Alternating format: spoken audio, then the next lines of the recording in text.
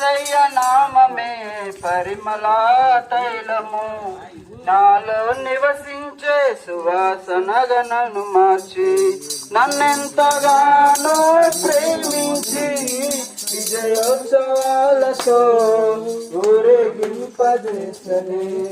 నన్నెంతగానో ప్రేమించి విజయోత్సవాలతో ఊరేగింపజేసనే. నామమే మధురం, యేసయ్య సన్నిధి మరువజాలను. జీవితకాలమంతా ఆనందించదా, యేసయ్యనే ఆరాధించదా. జీవితకాలమంతా ఆనందించదా, యేసయ్యనే ఆరాధించదా. నామమే మధురం, యేసయ్య సన్నిధిని మరువజాలను. నీ పాపాధారం తొలగించేది యేసయ్యేనండి, మోక్షానికి మార్గం చూపించేది యేసయ్యేనండి. దీనులకు విందులు చేసే యేసయ్య సుచరిత్ర వేగిరామే వినుటకు రండి. ఓ సోదరులారా వేగిరామే వినుటకు రండి.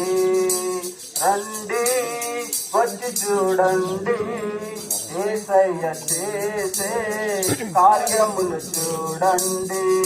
రండి వచ్చి చూడండి, యేసయ్య చేసే కార్యములు చూడండి.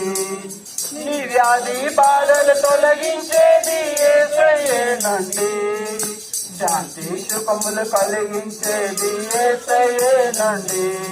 నీ వ్యాధి బాధలు తొలగించేది యేసయ్యేనండి, శాంతి సుఖములు కలిగించేది యేసయ్యేనండి.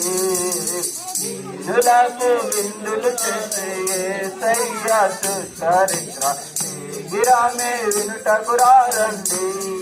ఓ సోదరులారా వేగిరామే వినుటకు రండి. సృష్టికర్తను మరచావు నీవు, సృష్టిని నీవు పూజింపదగునా. సృష్టికర్తను మరచావు నీవు, సృష్టిని నీవు పూజింపదగునా. భూమ్యాకాశాలను సృష్టించింది యేసయ్యేనండి, నిన్ను నూతన సృష్టిగా మార్చేది యేసయ్యేనండి.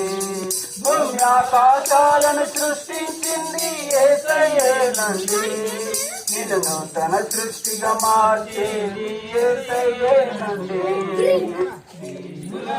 విందులు చేసే యేసయ్య సుచరిత్ర వేగిరామే వినుటకు రండి. ఓ సోదరులారా వేగిరామే వినుటకు రండి. అభిషిక్తుడు అంటే పరలోకము నుంచి మానవాళిని ఉద్ధరించడం కోసం మానవాళి పాపాలను కొట్టివేసి వారి పాప విముక్తి కలుగచేసి నరకాన్ని తప్పించి పరలోక రాజ్యానికి తీసుకెళ్లేటువంటి ఒక దేవుడే అభిషిక్తుడై ఈ లోకానికి వచ్చాడు. ఆయనే నేను ప్రకటిస్తున్న ప్రభు ఆయన యేసుక్రీస్తు. పరిశుద్ధ బైబిల్ గ్రంథములో ఈ విధంగా సెలవిస్తా ఉంది, ప్రయాసపడి భారం మోయువారులారా నా యొద్దకు రండి, మీకు విశ్రాంతిని శాంతిని సమాధానాన్ని కలుగచేస్తానన్నాడు. ఈరోజు మానవుని హృదయంలో శాంతి సమాధానం కరువు అయిపోయింది. ఎన్ని లక్షలు కోట్లు అండదండలు ప్రాపర్టీ పలుకుబడి ఉన్నా కూడా మానవుడి హృదయంలో సంతోషము సమాధానము కనుమరుగైపోయింది. బంధాలు అనుబంధాలు కనుమరుగైపోయాయి. కానీ ప్రభు ఆయన యేసుక్రీస్తు నిన్ను ముదిము వరకు ముసలితనం వరకు నిన్ను ప్రేమించేవాడను నేను అంటున్నాడు దేవుడు.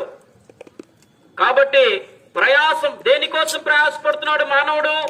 ఏదేదో సాధించాలని సంపాదించుకోవాలని ప్రయాస పడుతూనే ఉంటున్నాడు. మెకానికల్ గా లైఫ్ కొనసాగిస్తూనే ఉన్నాడు. అయితే ఇక్కడ మనం ఏదన్నా ఒక వస్తువును కొనాలి అన్నా ఒక పొలాన్ని, ఇల్లుని, లేకపోతే ఒక టీవీని, ఒక సెల్ ఫోన్, ఒక బంగారాన్ని కొనాలి అంటే అనేక రకాలుగా ఆలోచిస్తాం, పరిశోధిస్తాం, పరిశీలిస్తాం. చాలా మందిని మనకు తెలిసిన వారిని కూడా ఎంక్వైరీ చేసిన తర్వాతనే శ్రేష్టమైనదే కొంటాం. మరి అలా ఒక వస్తువును కొనటానికే అంత విలువిస్తే నిన్ను నన్ను నిర్మించినటువంటి దేవాది దేవుణ్ణి తెలుసుకోవాల్సినటువంటి బాధ్యత మానవుని మీద లేదా? నీ బాధ్యత కాదా అది? కనుక ప్రియమైనటువంటి దేవుని బిడ్డలారా, మానవుని యొక్క జ్ఞానం ఎంతవరకు ఉందయ్యా అంటే పుట్టినవాడు గిట్టక తప్పదు అనేటువంటి దాని వరకే మానవుని యొక్క జ్ఞానం ఉందే తప్ప మానవుడు మరణించిన తర్వాత ఏం జరుగుతుంది, ఏం జరగబోతుంది అనేటువంటి జ్ఞాన పరిశోధన చేయలేని అజ్ఞానిగా మానవుడు ఉంటున్నాడు. కనుక జ్ఞానాన్వేషణ చేస్తూ జ్ఞానం కలిగి దేవుడు నడుచుకోమని చెప్పి మానవాళికి ఈ రోజున సెలవిస్తా ఉన్నాడు. అందుకనే మానవుడి గురించి పరిశుద్ధ బైబిల్ గ్రంథములో ఒక వాక్యము స్పష్టంగా తెలియచేయబడింది.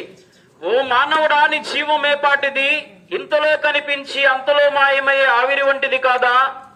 రాలిపోయే గడ్డి పువ్వు లాంటిది కాదా? ఓటి కుండ లాంటిది కాదా? నీటి మీద బుడగ లాంటిది కాదా అని చెప్పి పరిశుద్ధ బైబిల్ గ్రంథములో దేవుడు బహు స్పష్టంగా తెలియజేస్తా ఉన్నాడు. కనుక మానవుని జీవితానికి గ్యారెంటీ లేదు.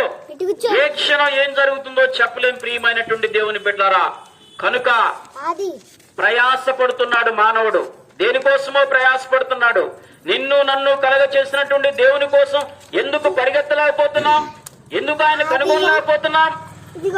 మానవుని ముందు ఉంచబడినటువంటి రెండు మార్గాల్లో ఒకటి పరలోకము, రెండు నరకము. నరకము బహు భయానకమైనది. దాన్ని తప్పించే నరుడు లేడు, నాదుడు లేడు. కనుక మానవుడు ఈ భూమి మీద మరణించిన తర్వాత ఆ రెండు మార్గాల్లో ఏదో ఒక మార్గంలో ఉండాలి.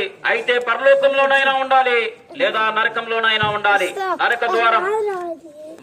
మానవుణ్ణి సృష్టించినటువంటి దేవుడు మానవుని గురించి ఏమని ఆలోచిస్తున్నాడయ్యా అంటే, ఎందుకు సృష్టించుకున్నాడయ్యా అంటే మానవుణ్ణి దేవునిగా ఆరాధించాలని, దేవుణ్ణి మహిమపరచాలని చెప్పి మానవుణ్ణి నిర్మించుకున్నాడు. అయితే మానవుడు ఏం చేస్తున్నాడో తెలుసా? నా జీవితం నా ఇష్టం అన్నట్టు బ్రతుకుతూ పాపములో కొట్టుమిట్టాడుతూ నరకానికి పాత్రుడవుతా ఉన్నాడు.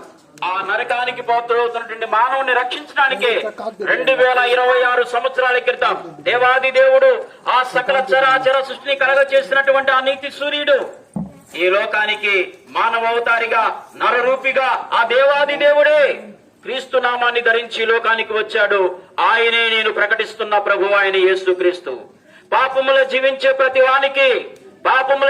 ప్రతి వానికి డైరెక్ట్ టికెట్ ఎక్కడయ్యా అంటే నరకానికే. నరకం బహు భయానకమైనది. అగ్ని ఆరదు, పురుగు చావదు, అక్కడ మరణము నమ్మన్నా రాదు. కనుక మానవుడు ఈ లోకములో ఈ భూమి మీద చనిపోక ముందే నిర్ణయం తీసుకోవాలి.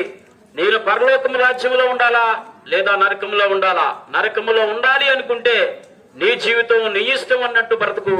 లేదు, నేను ఆ నరకాన్ని, ఆ బహుభయానకమైన ప్రదేశాన్ని తప్పించుకోవాలి, నేను సదా ఆ సృష్టికర్తతో, ఆ మహిమగల ప్రపంచములతో నిత్యము నేను సహవాసం చేయాలి అని అనుకుంటే ఈ రోజు తీర్మానం తీసుకో.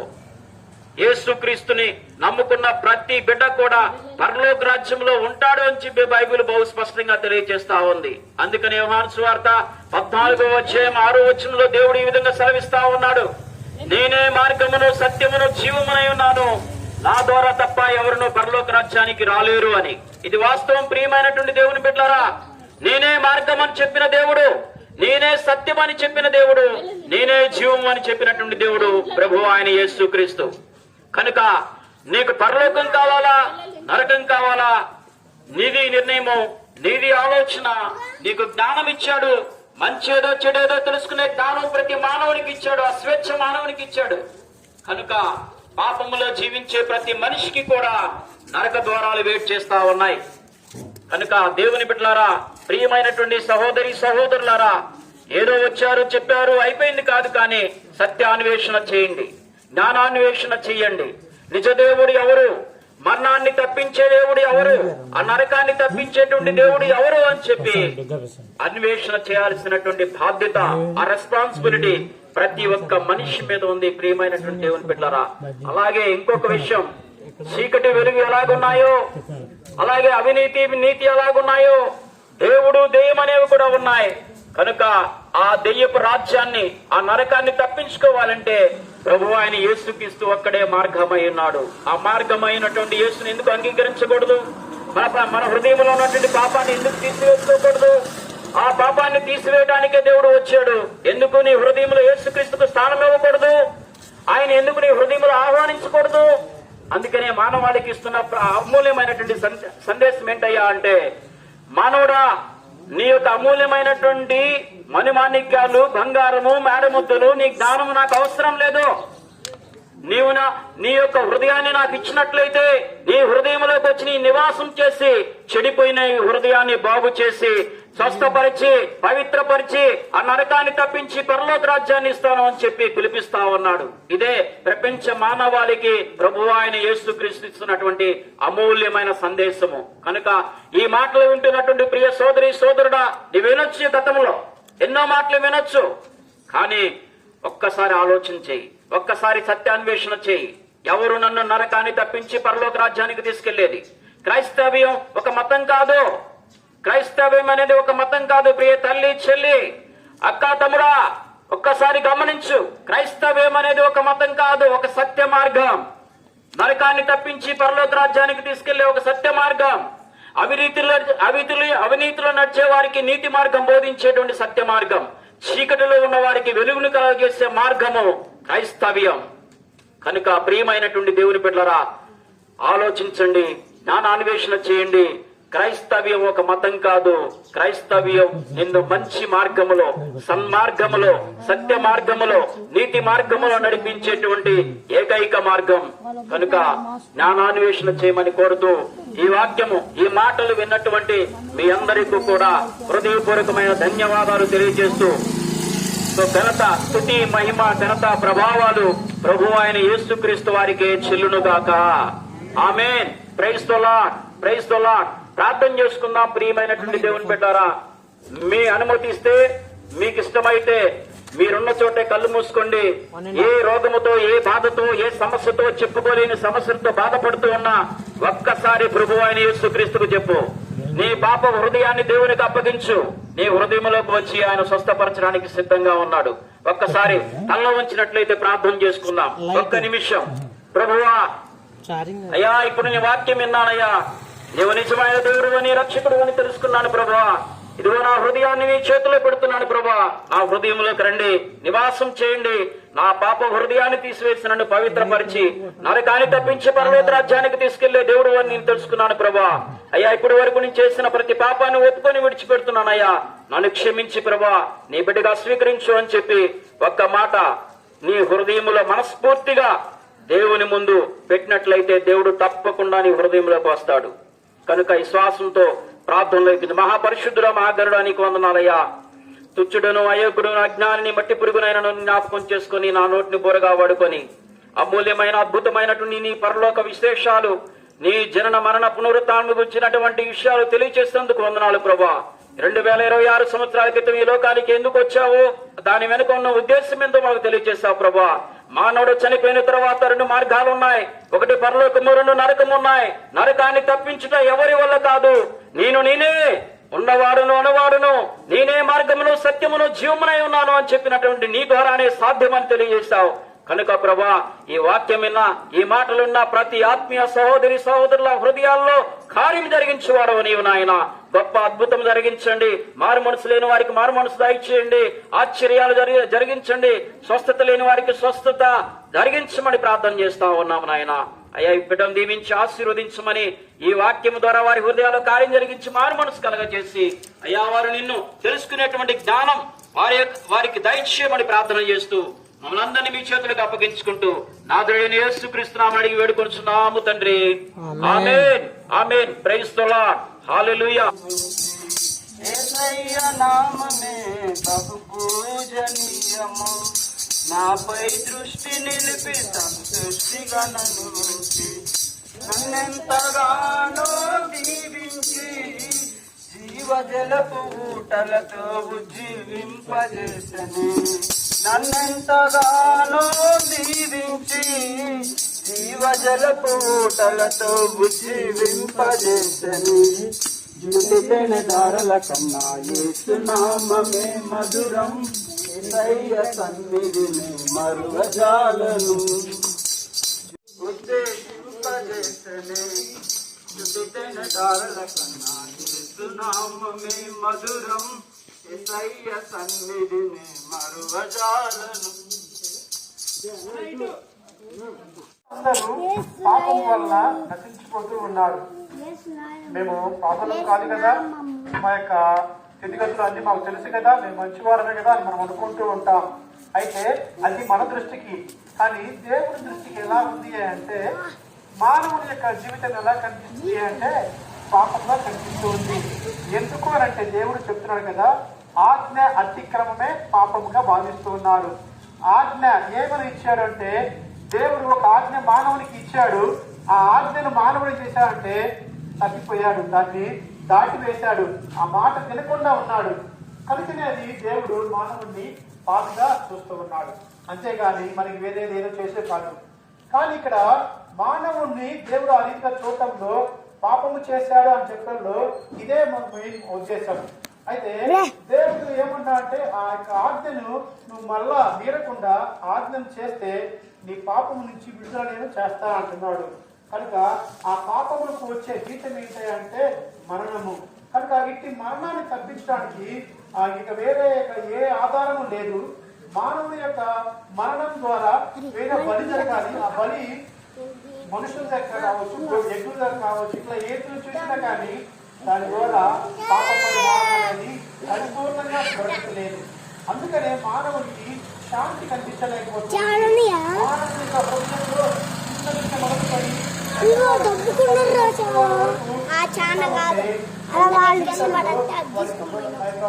జీవితం జీవిస్తున్నప్పుడు ఏదో ఒక వేద కనిపిస్తూనే ఉంటుంది, ఏదో ఒక బాధ కనిపిస్తూనే ఉంది. కనుక అట్టి బాధ నుంచి విడుదల కలుగచేయడానికి మనుషులు రకరకాల ప్రయత్నాలు చేస్తూ ఉంటారు. ఆ ప్రయత్నాలన్నింటిలో రకరకాలుగా అనేకమైనవి అని చెప్పేసి అనుకుంటూ ఉంటారు. అయితే కొన్ని గ్రంథాలు చెప్తూ ఉన్నాయి కదా, బలి అర్పించడానికి ఈ యొక్క లోకంలో ఉన్న ఏది ఆ పరిపూర్ణత ఇవ్వలేకపోతుందంట. కనుక పాపము ఎవరి ద్వారా అయితే వచ్చిందో ఆ వ్యక్తి పరిపూర్ణత రావాలి అంటే సృష్టికర్త అయిన దేవుడే ఈ లోకానికి రావాలి, తనకు తానే మరణించాలి, తనకు తానే చనిపోయి తిరిగి లేవాలి. అప్పుడే మానవునికి ఉన్నటువంటి పాపాన్ని తొలగింప చేయగల శక్తి వస్తుంది అని చెప్పేసి రాయబడుతూ ఉంది.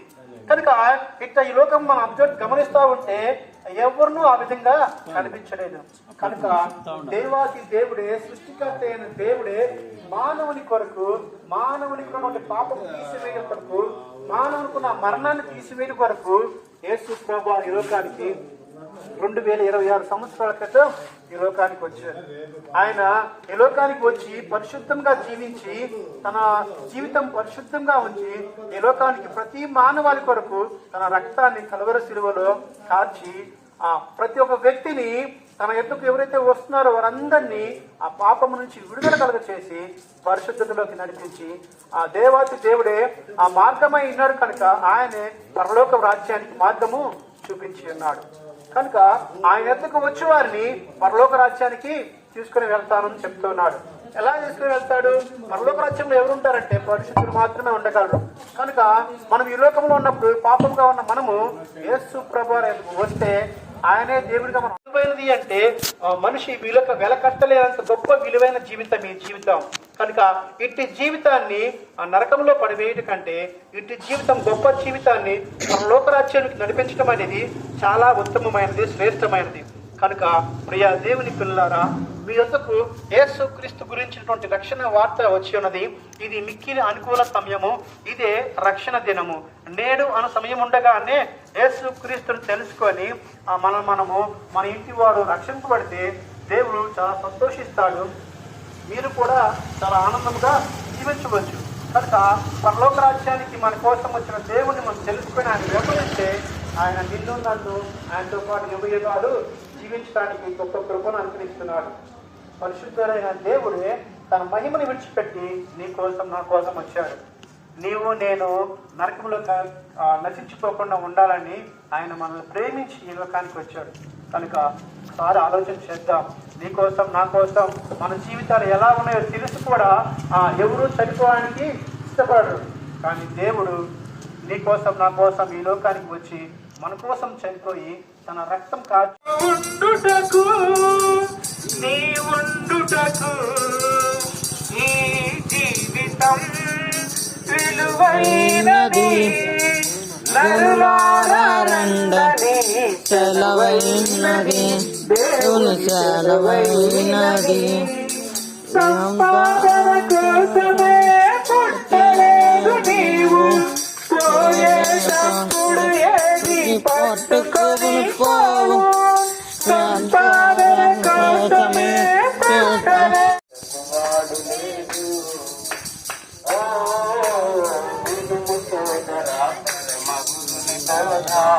నమ్మిన తొలగు నరక బాధ.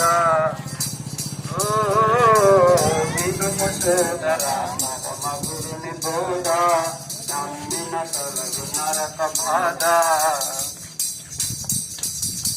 నరకమనగ పోదోట కాదది అగ్ని గుండమండి. నరకమనగ పోదోట కాదది అగ్ని గుండమండి. అగ్ని ఆరదు కాలిడి వారికి చావు రాదు సుమ్మి, విడుదల పొందలేరు అండి.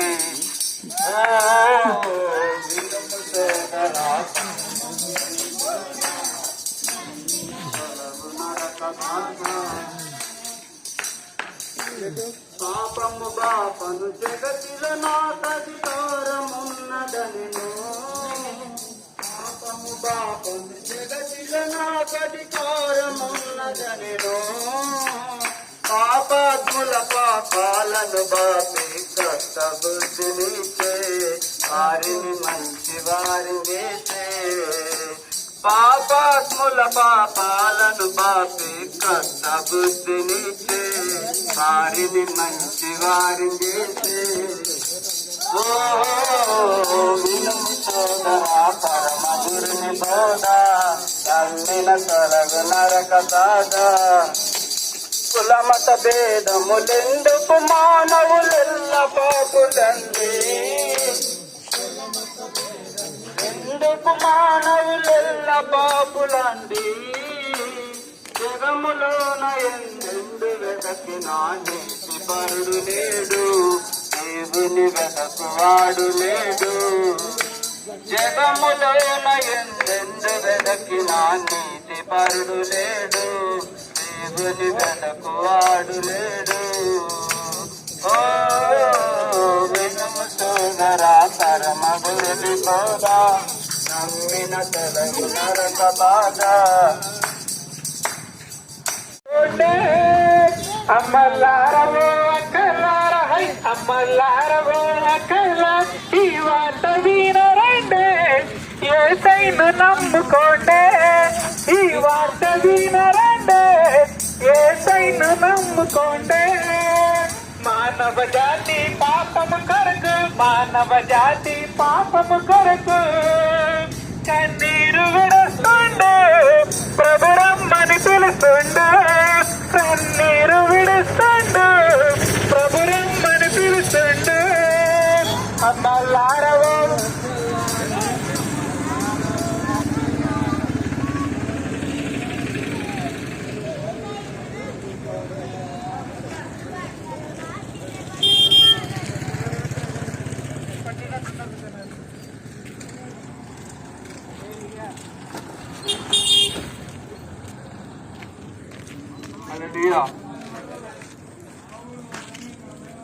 ఎంత మంచి దేవుడవయ్యా, ఎంత మంచి దేవుడవయ్యా. చింతలన్నీ తీరేనయ్యా నిన్ను చేరగా, ఎంత మంచి దేవుడవేసయ్యా. నా చింతలన్నీ తీరేనయ్యా నిన్ను చేరగా, ఎంత మంచి దేవుడవేసయ్యా. ఘోర పాపినైనా నేను దూరంగా పారిపోగా, పోగా ఘోర పాపినైనా నేను దూరంగా పారిపోగా నీ ప్రేమతో నన్ను ప్రేమించి నన్ను హత్తుకున్నావయ్యా నీ ప్రేమతో నన్ను ప్రేమించి నన్ను హత్తుకున్నావయ్యా ఎంత మంచి దేవుడవయ్యా ఎంత మంచి